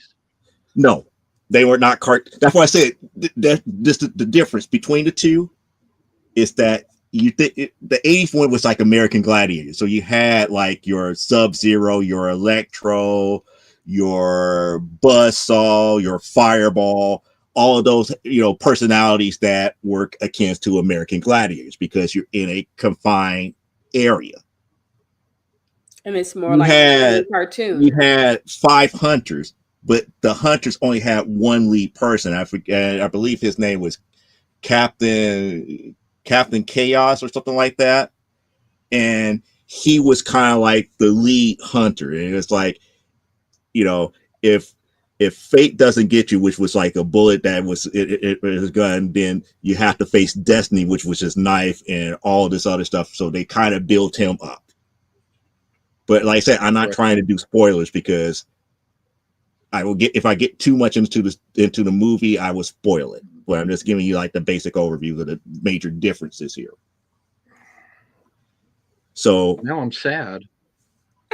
no, it's not. No, trust me, you're not going to be sad. You're not going to be sad because this one was more violent. To me, this was more violent, and it shows you the nature of people Like, more so than anything else. I'm not gonna And get to hear here's Sub-Zero. Now just plain Zero. you're not going to get that, but I know I'm gonna be sad. what Killian did at the end trumps Here Live Sub-Zero, not plain Zero. What he did at the end to make Ben Richards do what he did goes way beyond that. Okay. Wow. So you have to trust me on that. You have to get to the end of the movie to see what he. I mean, this Killian was a motherfucker. Excuse my language. Could Richard Dawson play this version of Killian? Oh hell yeah! Mm. But this one was more of the laid back, reserved. He wasn't the one that was on camera, doing the presentation here. They had somebody else be that announcer to kind of hype up what was going on in the actual show. But the Killian that they had was really behind the scenes, and a lot of the stuff that they were showing in the 1980s when he was in the film booth and in the control rooms and stuff. Mm-hmm. That's the Killian that they had in this one. Okay. The one that was manipulating the story and manipulating everything behind the game. Mm-hmm. Well, now, one of the things that you have to be mindful of this version of Running Man. No one up to this point had ever won. The closest person who have ever won made it 29 days out of the 30. But we never heard hide nor hear what happened to him. It just assumed that he died.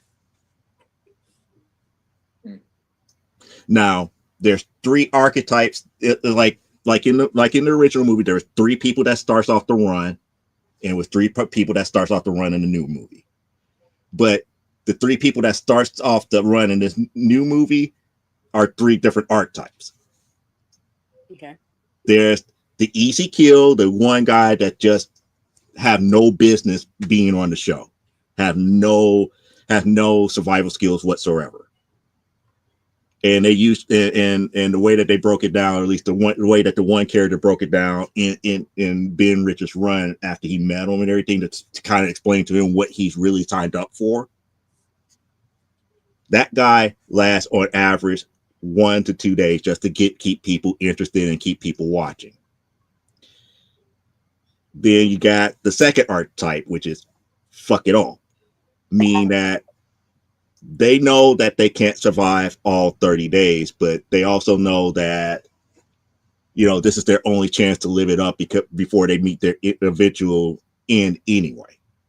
Whether if they was on the show or not, they know that their time on this earth was short anyway. So they live it up lavishly with the money that they gave to them to live off of for 30 days before they meet their end. And then there's the final guy. Okay. Oh, I forgot. Archetype number 2 lasts on average 2 weeks, so 14 days. Okay. On average, about 14 days, or a little bit less, or for like a week to 2 weeks. Final guy. Final guy is the one that they push the hardest throughout the whole season or throughout the whole run. Because he's the one with actual potential. They're so good at surviving that they make the fatal mistake of being overly paired and box themselves in, or pretty much they get in their own way, and that's how they get caught up. That's the 3 archetypes. Okay. So once Ben Richards got explained that by somebody that actually really did help him, they was up here like, okay, you're just like, after what had occurred when they tried to come after him the first time, because they tried to make him number 2. They tried to force him into the number 2 slot, which was, the fuck it all. And he survived by accidentally doing something. And he tried to play the game fair and this, that, and the other, but in them chasing him, a certain set of events ended up happening. It was a domino effect. And I just leave it at that. Let's just say a whole bunch of people died on the network side. Ooh. Okay, well, at least that drove up ratings. That drove up all of these investigations, and everything flipped on its head. Like you up here trying to figure out what they laughing about. No, everything flipped on his head, and his run got a lot more difficult to get out of the area that he was in. And let's just say if he didn't receive the help that he did, he would have got caught up. But saying that to say, by the time we get to the end, at this point, by the time you get to the end, he doesn't make all 30 days. He only goes 17. But this is how messed up Killian is. Killian was ready to end the game early. And Killian told kind of like the ultimate lie to make Ben Richards snap. And pretty much Killian said, if you do this, if you do this, everything is over with, blah, blah, blah, blah, blah, blah, blah. But I do have to show you something, and you're not going to like it. Oh, no. And pretty much after he showed him, you get your Sub-Zero moment times 5. Okay. All right. So, yeah, you have to get through the movie. You have to get through all the stuff, because the thing that I love about the new movie is the fact of what Ben Richards stood for in the book. By the time he reaches the end of The Running Man, they did that very well in this movie. Because by the time that you get to the end of the movie, it wasn't about Ben Richards making a run. It was about what he stood for. And again, they did the whole thing. If you ever watch Tron, you know how they have Flynn lives. They did Richards lives. But Richards lives, it was a powerful message about not believing everything that you see in here, not taking everything at face value. And those who eventually met him and helped him finally learned the truth about him. That was the key thing, because again, the network was saying one thing, the network played up a certain aspect that was not true, but those who truly helped them and those who really understood what he represented and helped him have him to help be the catalyst to the bigger message, all got their wish by the end of it.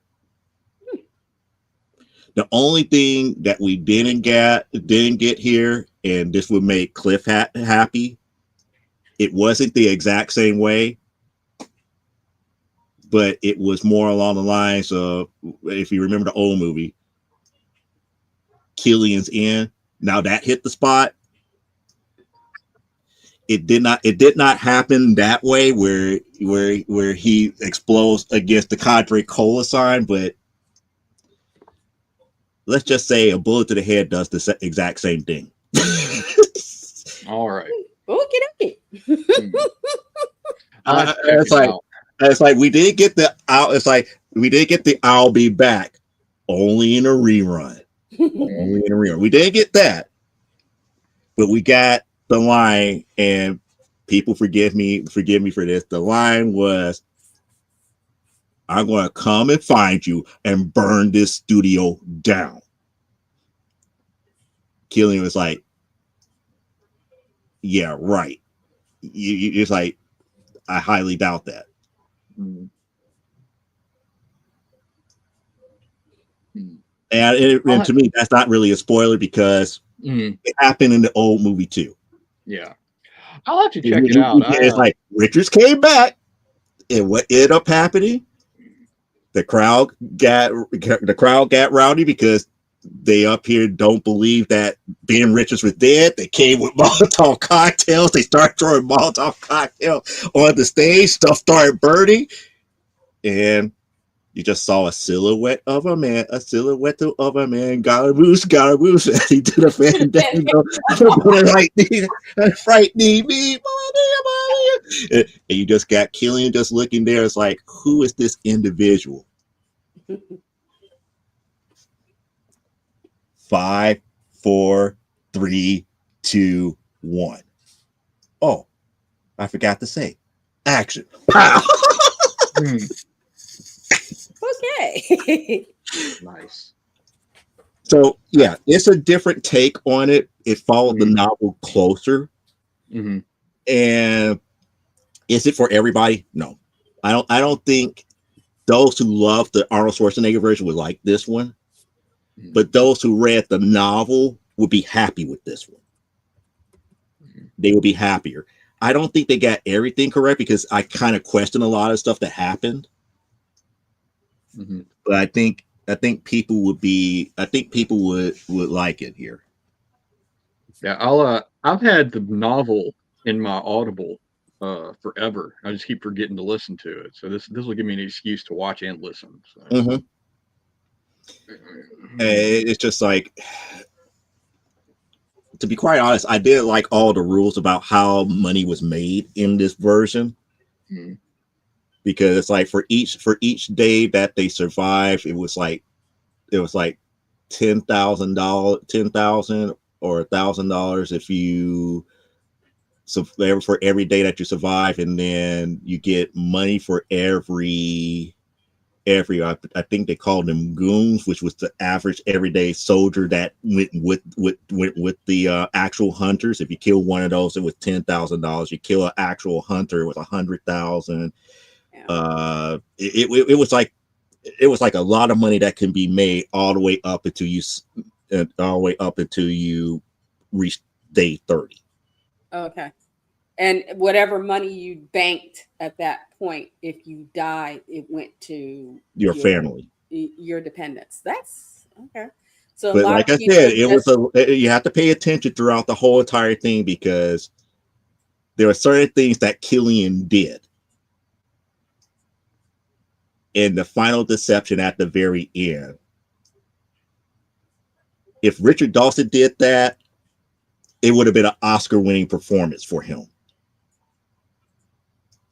But I don't think he could have played I don't think he could play Killian in this one because he's too much of a game show host to be behind the scenes. They would have had to make, if he was around to play Killian today, the host role that they had for the casting for the host, he would have been gone. He would have been gone because, like I said, Richard would have made him look garbage.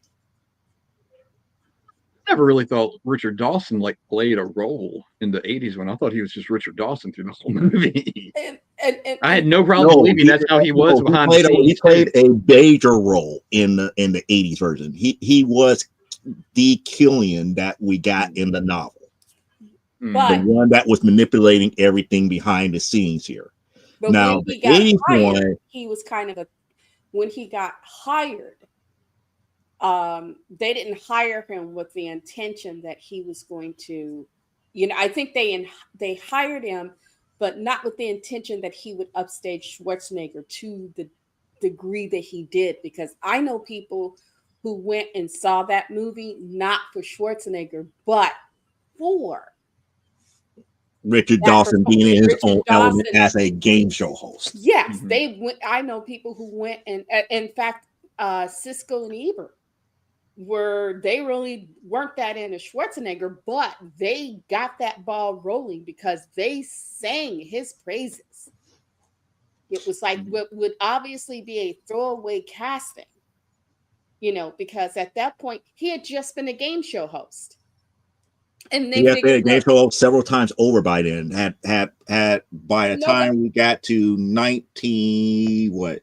84, 85.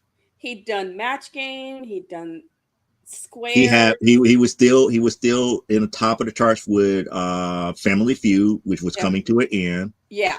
He did a pilot for You Bet Your Life by then. Yeah. He did Match Game. He had Hogan's Heroes as a actual credit plus several other movies. Mm-hmm. But And you what put I'm him saying, in his element as a game show host. and they on top of figured he would do a passable. In other words, when they cast him because they thought he would do a passable job. They didn't cast him thinking that he was going to put out the performance of a lifetime. Again, That he was who going do you to love and who own. loves you? Killian! Yes! They did not expect him to throw down like that. It was like, okay, he's just we need somebody for this part. He can do this. He's not gonna cost us, and he'll be grateful. It was sort of like give the dog a bone. And he just went up and said, "Oh, let me teach you what the old school knows."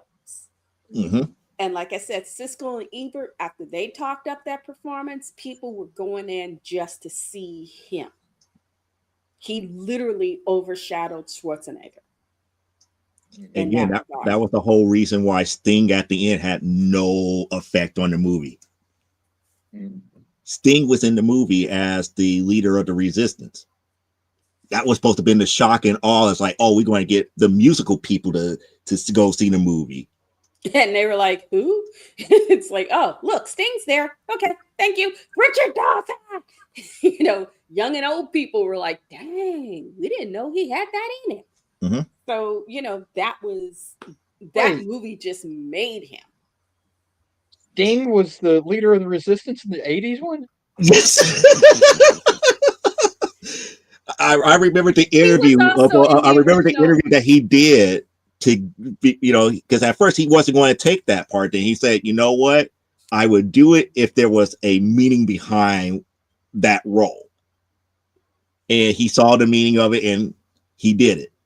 Especially after Dune, where it was like, great, they got me running around in a steel diaper. In a pair of damn, I have to go watch the 80s one now. Again. He was the leader of the resistance. Never even noticed. Again, he didn't look like himself. They made him all dirty and dingy and roughed up with kind of like a pseudo beard that was starting to form and everything. He did not look like Sting. Sting the Rocker. He did not look like himself. Let's go back and watch now. Oh my god. Before I forget, this sticker, I don't have any more of these, but this is a little sketchbook. It's very small and compact. And I was going to ask Cliff, did your daughter want a sketchbook like this? Honestly, that is very nice, but we have sketchbooks coming out of our ears. So I'm good right now. I just like this one because it's something you can throw in the bag and travel, and it doesn't take up. And I found the bookmark I was given that has a strap on it.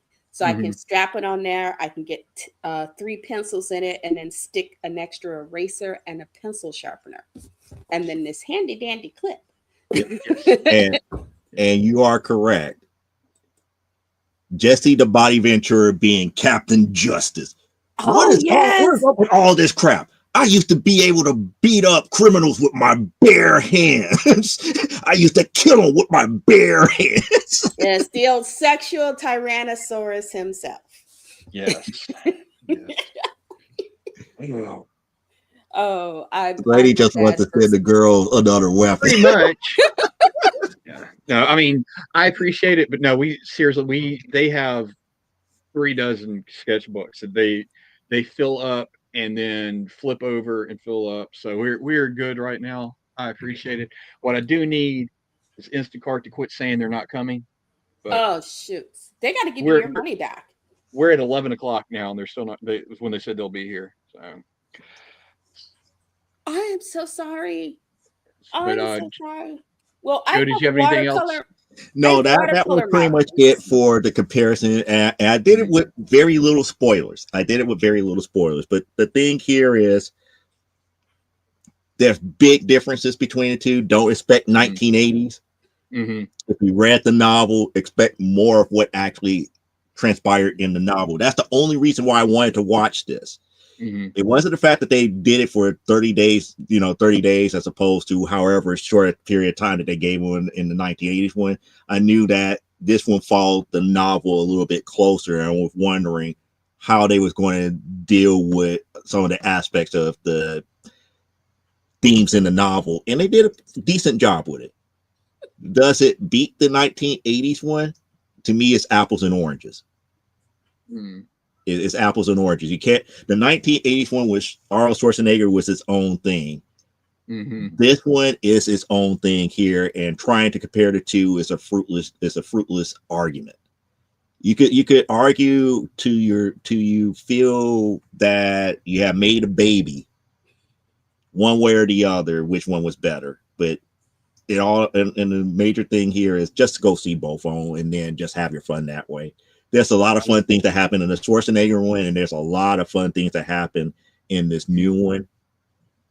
I just like the way that this new one ended the story of Ben Richards as opposed to the 80s one. But I feel that the 80s one was just a lot more fun to kind of watch because you had, like you said, you had Jesse Ventura, you had Jim Brown as Fireball.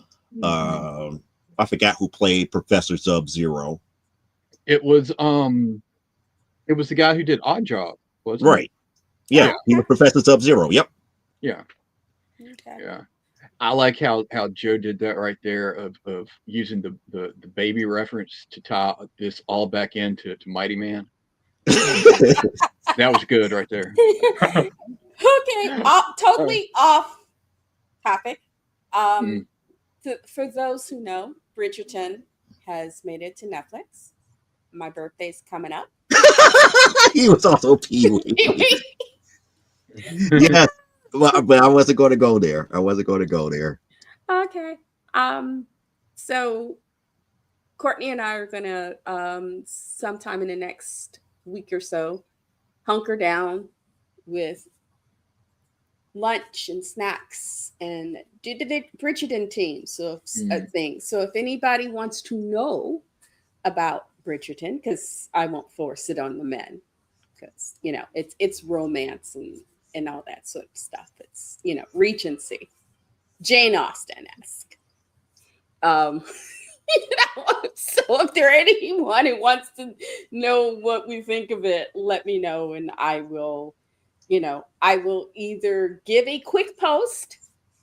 I will try to keep it to 5 or 10 minutes, or I will put a post on my Facebook page about it. And then people can come and leave notes and we can all discuss it, but that's if anybody's interested. I am all for it because my oldest is all about Bridgerton. And ooh, so that means I know about Bridgerton whether I want to or not. So sorry. Well, I still got to pat myself on the back. I did good because I didn't talk about episode 9. There you go. Okay. I finally watched episode 9. Okay. Well, I won't talk about it. Only thing I would say, I understand why a lot of people hate it. I understand that now. Okay. Do I hate it? The only thing I say is a popcorn movie. When I take things out of its context, it was a popcorn movie. I enjoyed it for the fact that it was something enjoyable to watch for an hour and a half without context. When I put the context back into it, not so much. Yeah. Well, I want to give a shout out. I watched Midnight Mass on Netflix. Oh. All right, Charles Barkley.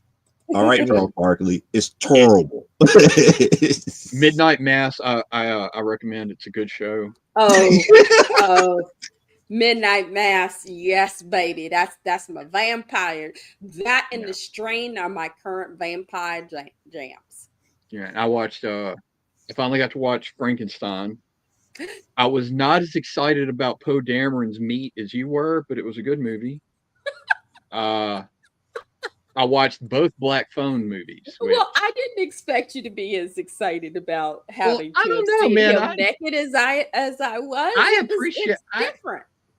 I appreciate the male body just as much as the next person, but if you're not intimidating me with your sword, I'm not down. Don't need to But be intimidated, baby. I just need you to roll over, say I, and call me mommy. there you go with the Mighty Man but reference you again. need the right person to say that. You just That's don't true. go around calling anybody and everybody mommy, because if that's the case, oh boy, you could be up in some bad straits, some That's very true. bad straits. But yeah, And but what did you think of Alardi as the creature? he did a good job. I enjoyed it. I thought his performance, there were parts in that, like with the wolves and stuff, and he gets back to the house, made me Mhm. cry because Now, when he learns what grief is, and mhm. the breaking of, to care, to come to learn what it means to care, to love, Mhm. and then to feel grief and understand loss. Now I will admit there were some parts of it I was not as focused on as I should have been because I was building a model that my wife gave me for Christmas while I was watching it. And unlike my Gundam models, this one needed modeling glue. So I Oh was no. I'm stuck to this for half the movie. Sorry. But I enjoyed it. I also watched Black Phone 1 and Black Phone 2. Okay. They were okay. The first one was much better than the second one. I watched the first season, though the pig thing really Mhm. kind of got me. Mhm. Um and I I started did. I will tell you this: if you have not seen it, I cannot say enough good things about Sinners. six what they just got, what, along with the 16 Oscar nominations, they got 13 nominations from the BAFTAs. They deserved all of it. That movie was awesome. Now Yeah. I will say my only complaint, because there was a lot of that movie that growing up in the South was very representative of the South. Clarksdale, Mississippi has never looked that nice at any point in history. Not even today. Out of all things to complain about, you want to complain about that? It just looked well, Even in the um 1930s, it did not look that nice. So, you can write to Ansis Kugler, who is Mrs. Ryan, who is his producer, and you can tell her, you made it look nicer than it was. It was never mhm, that nice. Y'all could have made that grittier, throw a little more hog poo around. It mhm. looked more like home to me. um Now, I'm not, if you actually get her on the phone, you have to let mhm. me know how that conversation goes. Oh, I will. But yeah, honestly, and I went into watching it knowing that it was supposed to be like this really great vampire movie. I could have done without the vampires. A lot of people are saying it because it is such a, you learn this whole cultural thing, but that's the point. It's about culture, how culture gets appropriated, how, and the dark side of appropriation, and Yeah, that in and itself can become, depending on how it's done, like a type of vampirism, you mhm. know Now, growing up down here, I did not grow up in that time period. I'm not that old. I know I'm not. But the value of when I was growing up, what it was called a lot of times black music, the importance put on it down here in that movie was spot on. Yeah. And yes, if you get a blues singer or a gospel singer who knows what the hell they're doing, it is magic. I don't know if you're going to conjure Jimi Hendrix, but it's magic. And they did Hello. such a good. Grew up with BB King. Okay. So I Yeah. know what that's like. So Buddy Guy. Woo. Hello. I loved it. Now the vampires in it, especially being an Irish vampire, that was awesome. The Rocky they- Road to Dublin. Yes. The friggin' Rocky Road to Dublin. I'm like, really?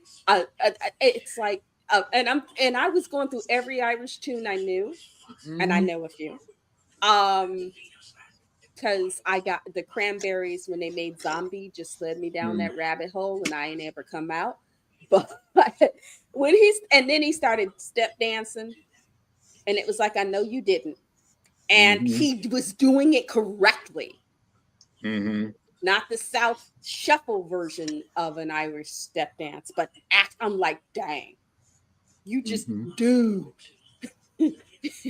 And Michael B. Jordan did a wonderful job of playing two different people.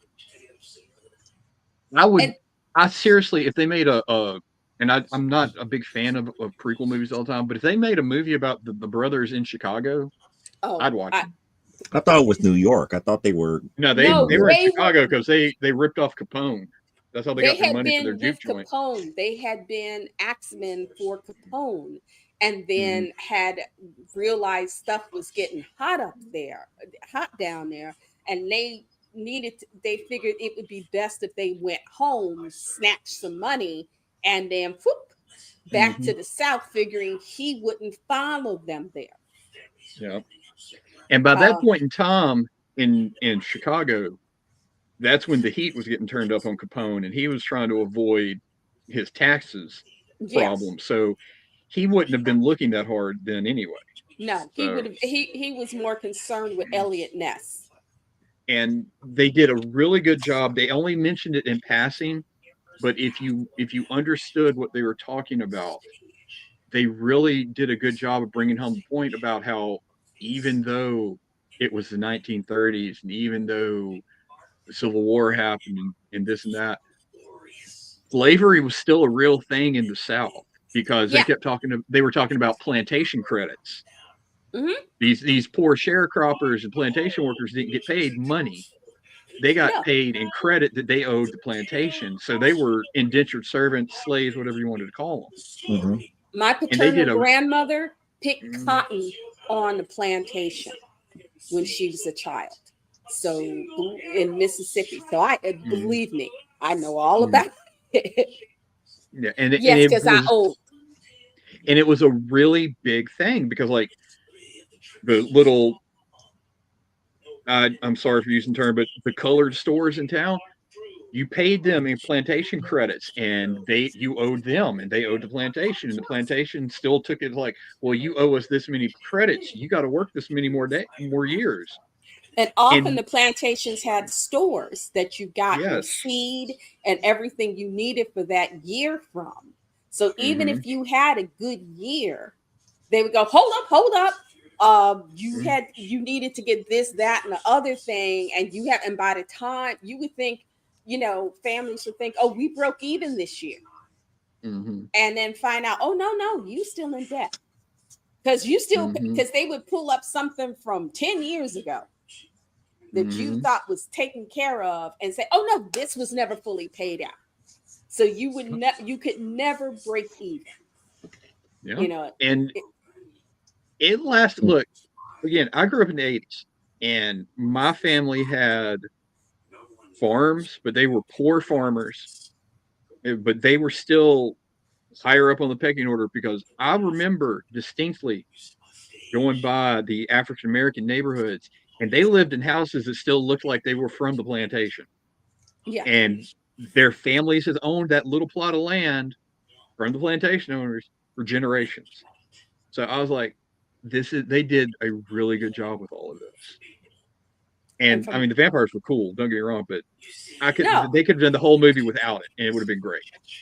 But the way the change when suddenly the eyes start glowing red and they start drooling and because it's like okay, he's giving that visual cue that there's a part where the hunger takes over and whatever is human in them is gone.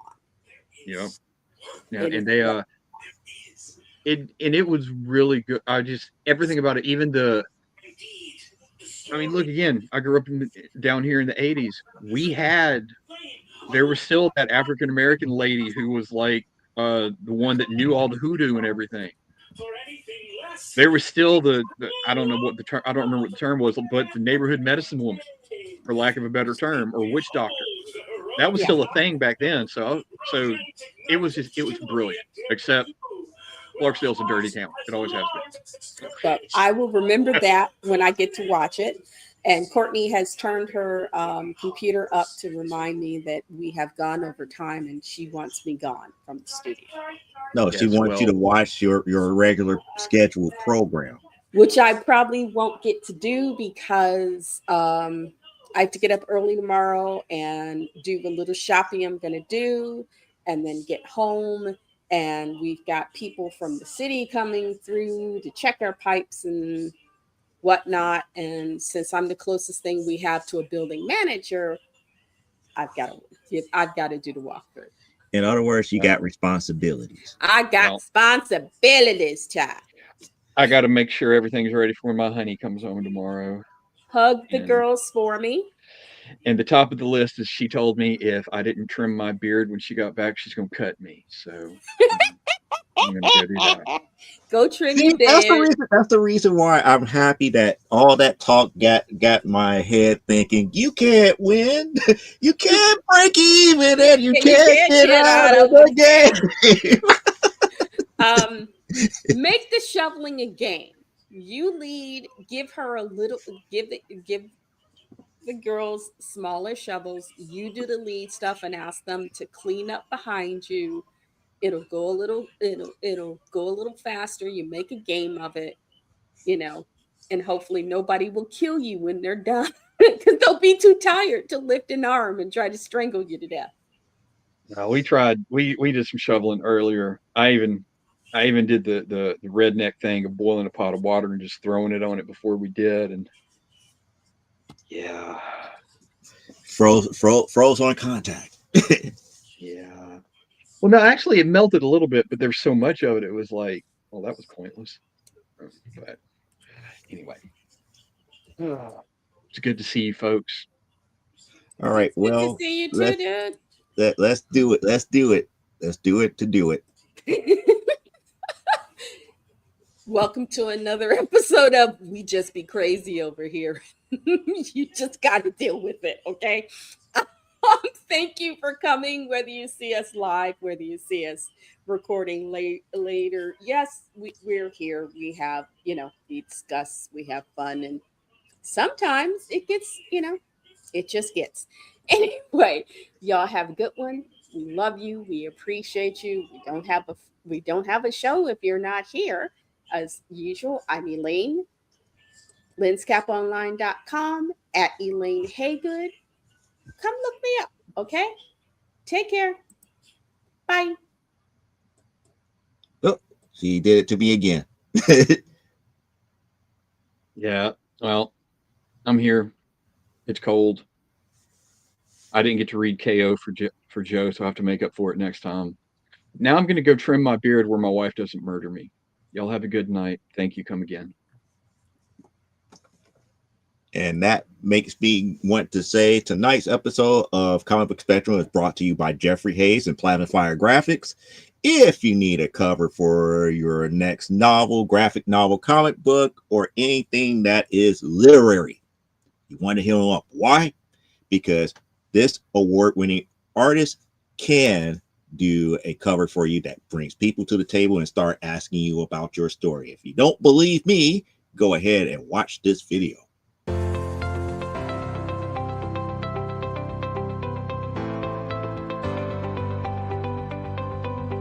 You've worked hard and written a great book. Now it's time to give it a great cover. If you're an indie author or small press publisher, Plasmafire Graphics is your source for affordable cover illustration and graphic design.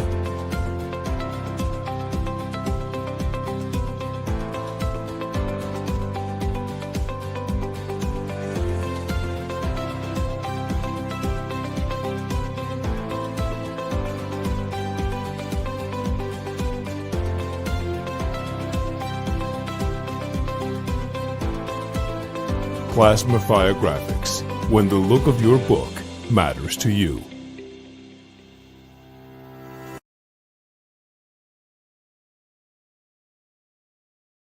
You've seen the graphics, you see what he could do.